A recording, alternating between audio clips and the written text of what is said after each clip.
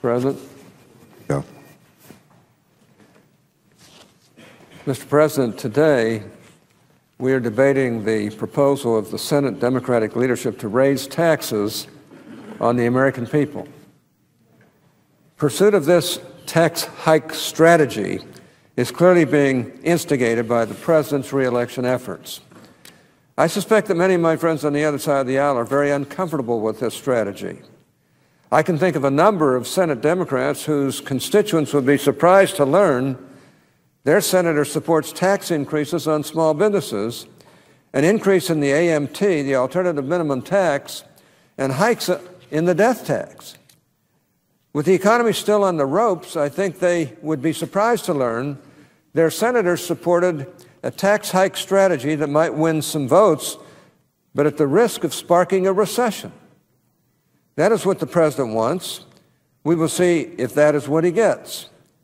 He has pitched his tax hike plan as a way to be fiscally responsible. That could not be further from the truth.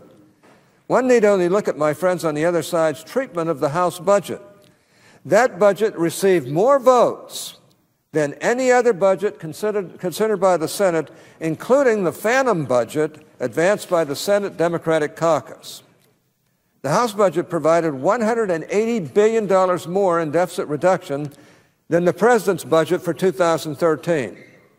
The House budget's extra deficit reduction of $180 billion exceeds the differences in deficit impact between the proposal I introduced with my friend and colleague, the Republican leader, and the proposal advanced by my Democratic friends. And that's true even if you apply the other side's distorted and misleading accounting of the differences between the two proposals. More on that in a moment. So when we hear our friends on the other side say that they must risk going off the fiscal cliff for deficit reduction, consider this. They rejected out of hand spending restraints that provided more deficit reduction than is at stake here today.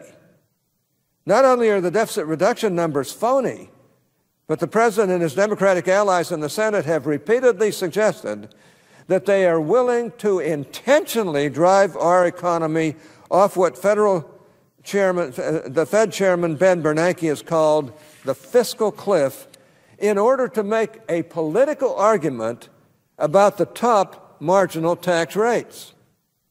The President thinks he has struck political gold with this argument. He will be able to run for re-election on a platform of raising taxes under the mantle of deficit reduction. Now, this might be politically advantageous, but I doubt it. But I do know that from a fiscal and economic perspective, the President's signature proposal threatens serious damage to our already fragile economy. The President's tax increases on those he deems the rich, in fact, represent a massive tax hike on the small businesses that are necessary for economic and job growth. Moreover, until he gets his way on raising taxes on these small businesses, he is threatening every single American taxpayer with a tax hike. Like a petulant child, he is insisting that it is his way or the highway. We've had far too much of that. He will get his way on raising taxes on the small businessmen and entrepreneurs who find no shelter in today's Democratic coalition of unions, lawyers, and government employees, or he will let the current tax relief expire, raising taxes on all Americans. Now, this is the antithesis of statesmanship at a time when our economy requires serious direction. It is the political equivalent of a temper tantrum. And I expect that American voters will have about as much patience for this as they would a similar fit from their children. The American people want a grown-up in the White House, but on tax policy, we appear to be dealing with adolescents. I've said before that the President's proposal is the policy equivalent of Thelma and Louise intentionally driving their convertible off the cliff. The difference is that there is at least some ambiguity left about the fate of Thelma and Louise. If the President gets his way and either raises taxes on small businesses or denies relief to all American taxpayers, there will be no ambiguity about who to hold responsible when our economy crashes. When a liberal Democratic president has lost the New York Times, he has lost America. And even the Times understands what is coming if the president continues to put the pedal to the floor and drive us over the fiscal cliff.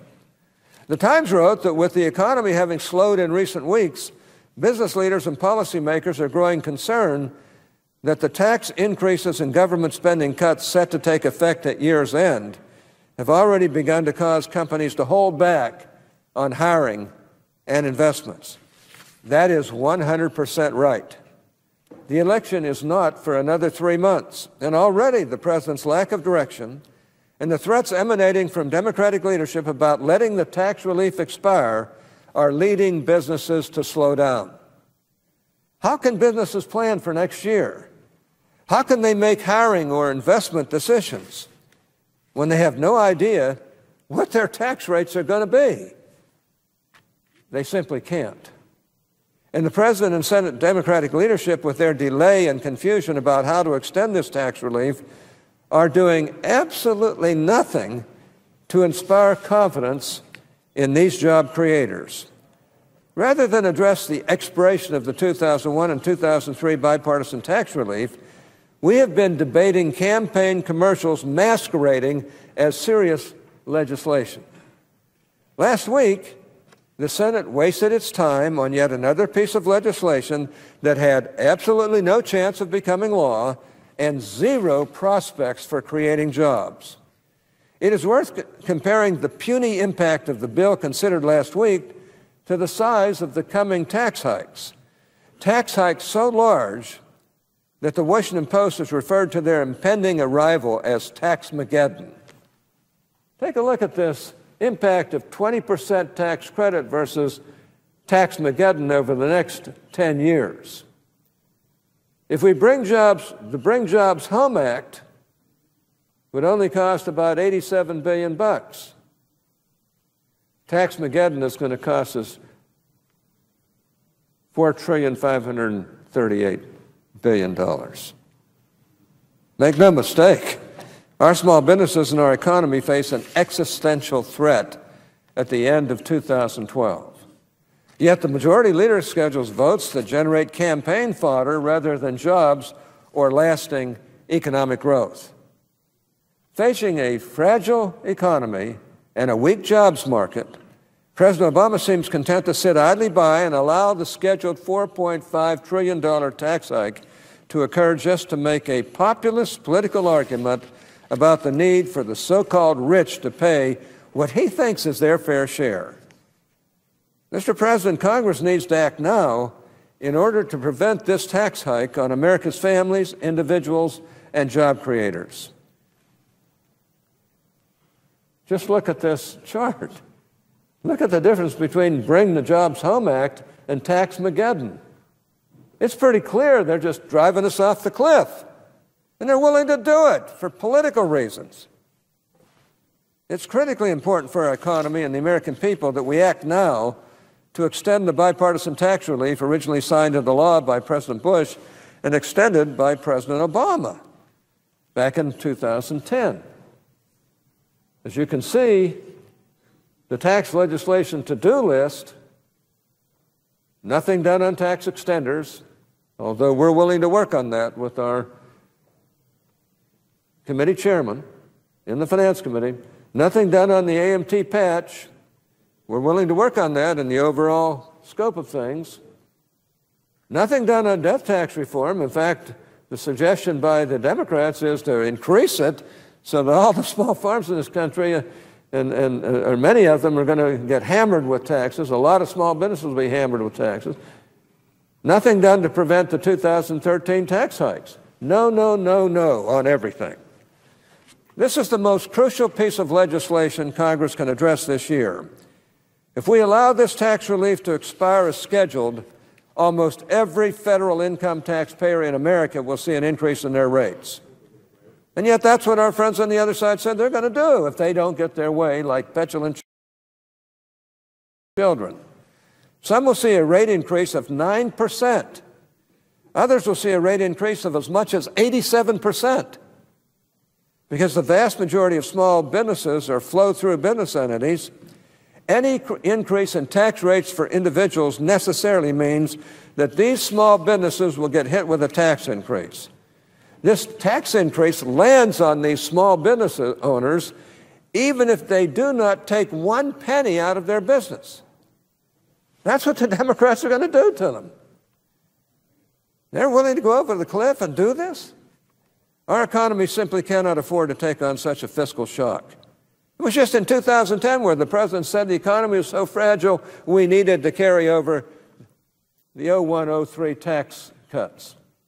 We're in worse shape today than we were in 2010, but unfortunately unfortunately or fortunately, we're in an election year, but unfortunately the president's playing games with these very serious matters.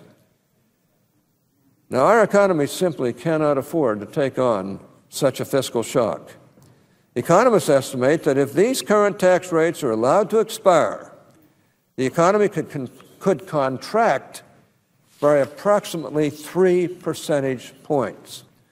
Now, considering that the first quarter GDP growth was 1.9%, and that expectations are even lower for the second quarter growth that will be reported this Friday, going over the fiscal cliff will almost certainly throw us into a recession.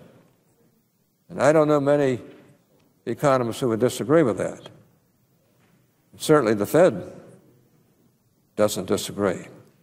We're going to go into a recession if the Democrats get their way. We could even slip into recession in the second half of this year, given businesses' reluctance to hire and invest due to fiscal uncertainty. For the president and others who argue that we should raise the top 2 tax rates in the name of fiscal responsibility, I would just like to point out a few things. The Senate Majority Leader introduced his tax bill, one that largely mirrors the president's proposal, under the auspices of deficit reduction. It closely adheres to the Democratic talking point that the only thing standing between our deficits and fiscal stability is the current top marginal tax rates. We've heard this argument for a year and a half, with the president and his Democratic allies insisting that it is not their out-of-control spending that got us into this mess, but the Republicans' refusal to allow for tax hikes on the so-called rich. That's laughable. This argument sounds nice, but it's belied by the actual facts. According to the Joint Committee on Taxation, an apples-to-apples comparison of the Democrats' tax proposal and the proposal I introduced with my friend, the Republican leader, shows a difference of $54.5 billion. The Democrats' bill, which raises the top rates and expands the death tax while patching the AMT for 1 year, is scored at $249.7 billion. And the score of my bill, without the 2013 AMT patch, is $304.2 billion. So we have a debt that is fast approaching $16 trillion. Taxes are set to go up by $4.5 trillion. And Senate Democrats are crowing about their fiscal responsibility, threatening to drive the economy off the cliff over $54.5 billion of tax relief. I believe this is called missing the forest for the trees. In order to satisfy their urge to redistribute $54 billion of taxpayer dollars, they are willing to risk a recession and see taxes go up by $4.5 trillion? The president recently claimed that we need to raise the top 2 tax rates because, quote, it's a major driver of our deficits, unquote. The numbers show that this is plain and simple nonsense. The real difference between the Democratic and Republican plans is only $54.5 billion, or about 5% of the deficit. That represents 34% of our national debt. To put it another way, the Democrats' tax hike proposal would only provide enough additional revenue to pay for 5 days of federal government spending. 5 days of federal government spending.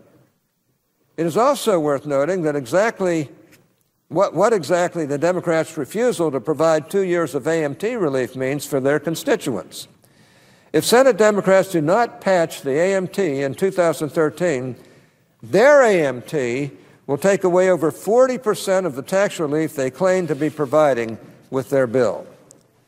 Now, this is their prerogative, but I hope that the hometown papers in Northern Virginia, New Jersey, New York, Florida, and Colorado are paying attention. I hope they're paying close attention to what a lack of AMT relief will mean for middle-income families in those states. Now, these tax proposals in the end have nothing to do with sound tax policy that maximizes economic growth. And they have nothing to do with deficit reduction.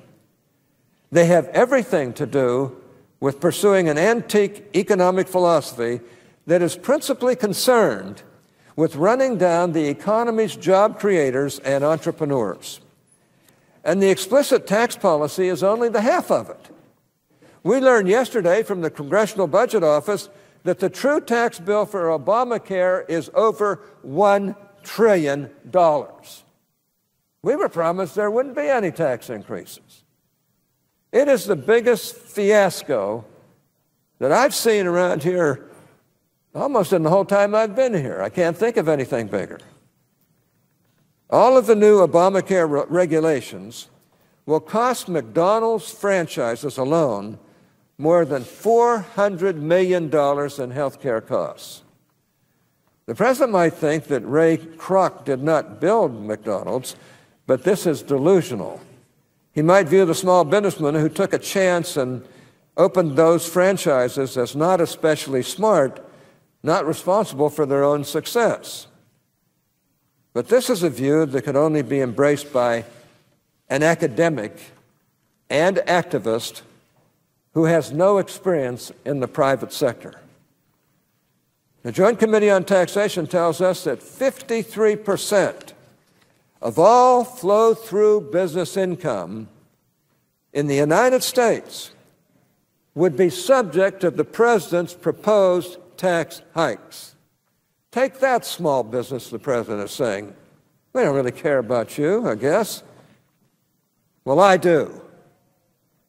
And Republicans certainly do. The president's proposal would take the marginal tax rate on small businesses from 33% and 35% to 39.6% and 41% respectively. Look at this. This is the increase in small business, the top marginal rate. As you can see, it goes up from 33 and 35 to 40, 41%. How could that not help but ruin our economy? This is the kind of economic thinking that we're putting up with around here. And it's all coming from the White House. And our friends on the other side apparently don't want to take the White House on. It's an increase of 17 to 24% on the marginal tax rates for small businesses. Ernst & Young recently released a study showing that these proposed tax hikes, on top of Obamacare's 3.8% tax increase on dividends, interest, and capital gains, would reduce our economic output by 1.3%. The Ernst & Young study also found that real after-tax wages would fall by 1.8% as a result of President Obama's policies. Not surprisingly, the study noted that 54% of the entire private sector workforce is employed by flow-through businesses such as S corporations and partnerships, the majority of which would see their taxes go up under the president's plan. That's where the jobs are. What kind of thinking are they willing to accept on the other side of the aisle? It's hard for me to believe. There's a person over there I don't care for. It's hard for me to believe that they aren't willing to stand up to this president and say, hey, the game's over. The truth is, many of the people targeted by Democrats as wealthy are in fact middle-income small business owners who spend their whole lives building a business and then sell it, getting thrown into a top bracket just for the year of sale. Consider a real-life example provided by the Associated Builders and Contractors. A husband and a wife from Pennsylvania who retired to Florida owned an S corporation. In 2009, the couple paid no federal income tax because they did not have enough taxable income to owe any tax. In 2010, when they sold the business, their adjusted gross income was about $780,000, and they paid $170,000 in taxes. If they had not sold their business in 2010, they would have paid no taxes. So the one-time sale of the business built up over many years caused these small business owners to be in one of the two top brackets for just 1 year after years of building their business. And then having to sell it, have this catastrophe fall on them. Yet the president would have the American people believe that this couple was part of some rich elite that is refusing to pay its fair share. And that's not all. Or as Ron Popeil would say, but wait, there's more. Last week, before the ink was even dry on the Democratic leader's small business tax hike legislation, the bill was changed to substantially increase, get this, substantially increase the death tax. Now, why was that? Because we found there was only $28 billion difference between the Democrat bill and our bill. And they wanted to find a way of getting it up to $50 billion, which is, like you say, 5 days of spending around here. Now, it might be hard to believe, but this proposal is even worse than President Obama's. The proposal by the Democratic leader would impose the death tax on 15 times the number of estates than under current tax policy, according to the Joint Committee on Taxation, the nonpartisan Joint Committee on Taxation. It would increase the number of estates hit by the death tax from 3,600 estates to 55,200. According to the Joint Committee on Taxation, 24 times more farming estates would be hit by the Democrats' death tax proposal. What's going on over there? These are intelligent people, our friends on the other side. How can they possibly live with this? According to the Joint Committee on Taxation, 24 times more farming estates would be hit by the Democrats' death tax proposal that they wrote in here. Now, I have to believe they just did it so they could raise the difference between the two bills from $28 billion, 3 days spending by the federal government, to a little over $50 billion, 5 days spending. Let's call it 8 days spending. And the number of small businesses hit by this death tax spike would grow by 13 times. What would that do to the incentives for people to build small businesses? Small businesses that could become big businesses and employ thousands of people. Now, this proposal would subject 2,400% more farms and 1,300% more small businesses to the death tax. Farmers work all their lives, hoping they can leave their farm to their children. They'll have to sell the farm to be able to pay the death taxes that our friends on the other side have written into this bill. They can't be serious, but they are. I would like to be a fly on the wall when some members of this body go home and attempt to defend their support for a proposal effectively designed to hobble small businesses and family farms. The president might think it is no big deal. I'm not sure he's ever been on a farm other than since he's been president. And I'm not sure he's ever worked with a small business. He's been a community organizer. That's important. That doesn't necessarily qualify you for president. After all, according to the president, those farmers and businessmen really were not responsible for their success anyway. Now, I'm going to give the president the benefit of the doubt on that one. I think he maybe misspoke. But I sometimes think that he thinks these folks aren't very smart, at least in the president's view. They really owe it all to the bureaucrats stationed at the Departments of Agriculture and Labor and their helpful investment-creating regulations. We all know about those, don't we? The sweat and tears and sacrifice of the families and individuals who created and run small businesses have nothing on the hard work and commitment of the mid-level bureaucrats who make their success possible. But my guess is that some members of this body have a slightly more nuanced understanding of the importance of these farms and businesses to their communities on both sides of the aisle. They have to. There's a limit to what this president should ask of my Democrat friends. And he's asking way too much. And they should stand up and say, we've had it. We're not going to do this. Madam President, it seems clear what the agenda of the Senate should be. We should be focused like hawks on preventing tax-mageddon. We should be focused on job creation. Yet instead of addressing these important matters, President Obama and his Democrat allies are spinning their wheels trying to raise taxes on politically unpopular groups. Even the Democrats' treasured Keynesian economics says that you do not raise taxes in a weak economy if you want to create more jobs. The president is devoting his entire re-election campaign toward tax hiking in the name of fairness.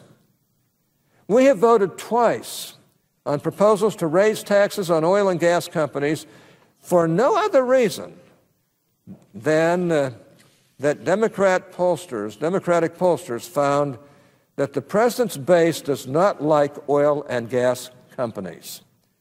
Then a few months ago, we voted on the silly Buffett rule. This was not serious tax policy. It was a statutory talking point, and not a very good one at that. And then there was last week's bill on overseas investment that was a little more than a campaign advertisement with co-sponsors. The American people are tired of these political stunts. They're tired of the Senate doing nothing. They're tired of the Senate bringing up bills that aren't going to go anywhere. Every minute Democrats spend playing politics is a minute that we fail to prevent the largest tax increase in American history. But instead of working to prevent this massive tax hike on small businesses, the president and the congressional Democratic leadership have doubled down on their tax hike strategy. Believe it or not, while doubling down on their tax hike strategy, our friends on the other side are pushing the canard that the Hatch-McConnell proposal is a tax hike. Yesterday, one of our colleagues, who I won't name, though he named me, said the following, and I quote, "Republicans claim not to want to raise taxes, but the Republican tax bill would let very popular lower and middle class provisions expire that would cost 25 million Americans an average of $1,000 each. Under the Republican bill, 12 million families would see an end to the smaller child tax credit.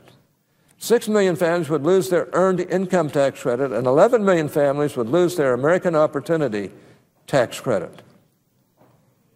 Unquote. A little over 11 years ago, 1/4 of the Democratic caucus supported the bipartisan 2001 relief plan, which is the foundation of the policy underlying the Hatch-McConnell bill.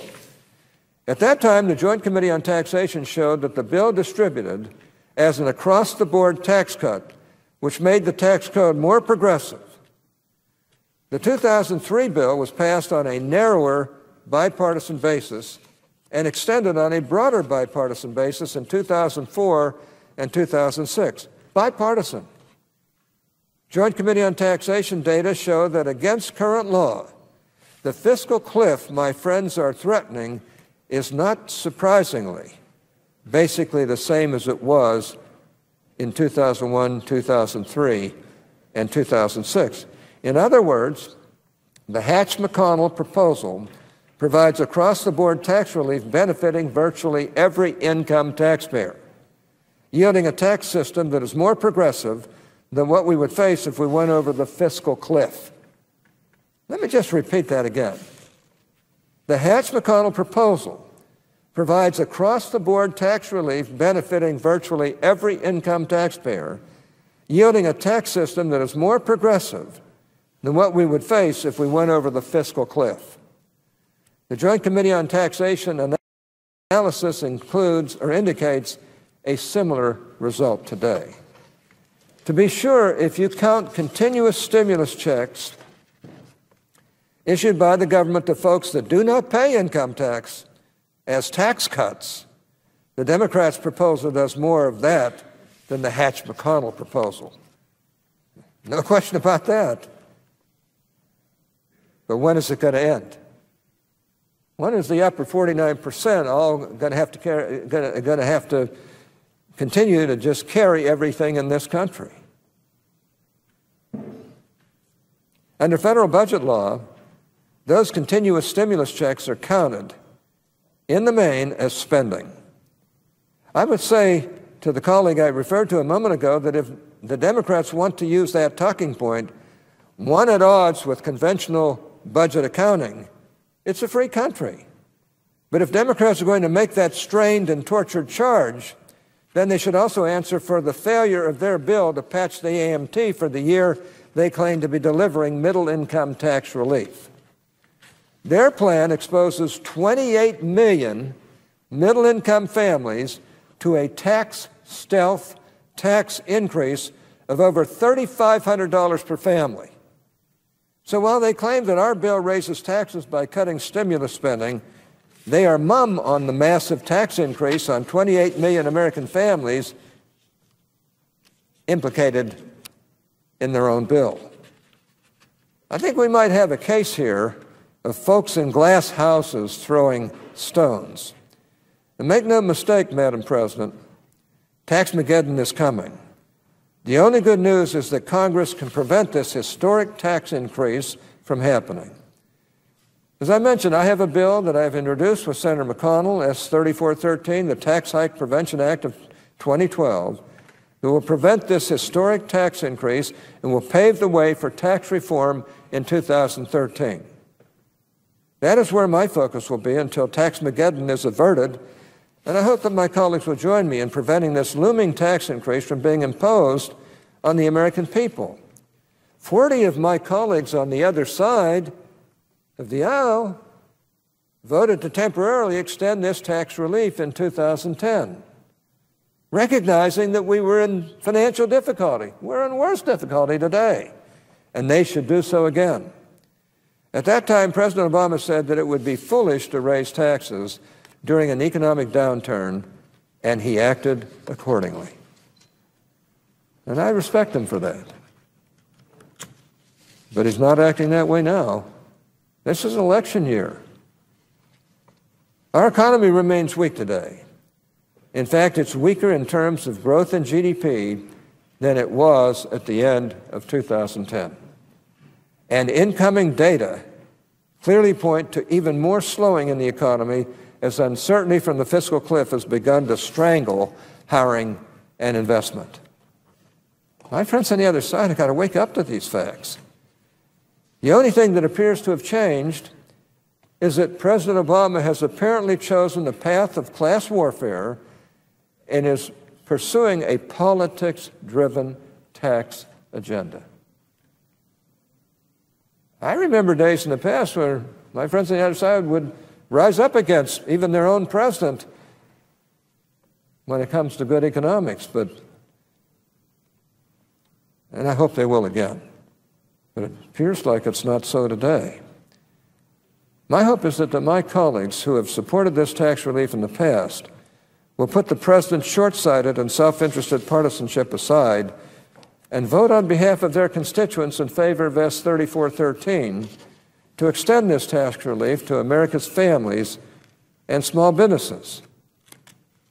For the sake of the more than 12.7 million unemployed Americans, my hope is that we act to prevent the president's campaign drive to malign small businesses and raise their taxes, and that it does not get in the way of sound tax policy and job creation. To put us through this for a difference of a little more than $50 billion between the two bills is amazing to me. That amounts to, like I say, about 5 days of federal spending. And to just do this because the president wants it done? Sometimes it's really good for this body to stand up and say, Mr. President, you're going too far. Now, what have I proposed? I propose that we, since it's even worse than 2010 when the president thought it was the wise thing to do in a fragile economy, that we put over 0103 tax cuts for 1 year. 1 year. And that we strike out a new force in this Senate and in the House to do tax reform in that year on a bipartisan basis. I don't think that's an unreasonable request, especially under the circumstances that we've seen with the potential of Tax-Mageddon. I actually believe that it would be very, very wise on the part of all senators in the Senate to do exactly that. And wouldn't it be wonderful if we could work together for a change over the next year, knowing that that year is devoted to taxes and to tax reform? Let me just read a letter from the Associated Builders and Contractors, which I won't read it because I have it. I've been referring to it in my remarks today. Madam President, I ask unanimous consent that a letter from the Associated Builders and Contractors dated July 25, 2012 be placed in the record at this point. No objection. I thank you, Madam President. Look, I yearn for the day when we can see both sides come together and work together. And work together in the best interest of the country. We know that this presidential election is close. We know that, that they're virtually in a tie right now. Let that play itself out, but let's do what is right here. Let's not hammer small business. Let's not have the biggest tax increase in history. Let's not put this country into a recession and maybe even a depression. It was irresponsible in my eyes for any Democrat or any Republican to say that if you don't give us what we want, we're going to just go into, we're going to allow Thelma and Louise to go off the cliff. And we're Thelma and Louise in this situation. We can stop that, prevent that, work together, and hopefully come up with an economic program that everybody in this body can support, or at least a vast majority can support in a bipartisan way. I hope we can get through this. I'm very, very concerned about our country.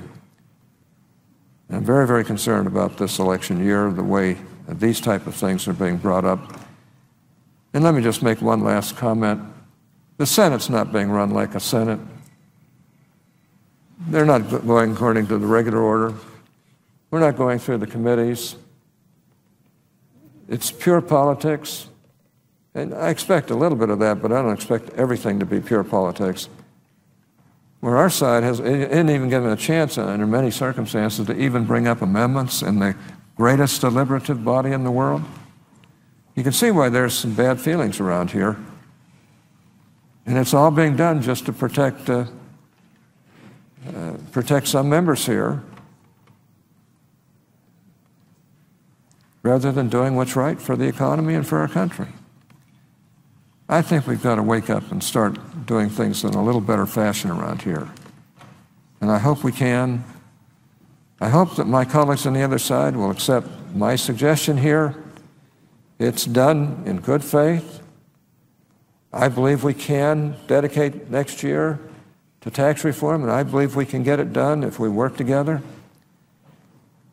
I believe we can bring this country out of the morass that it's in. And I suspect that if my colleagues on the other side will support what I've suggested here today, the economy will start to turn around almost immediately. And it would be for their benefit, it seems to me, in this presidential election year.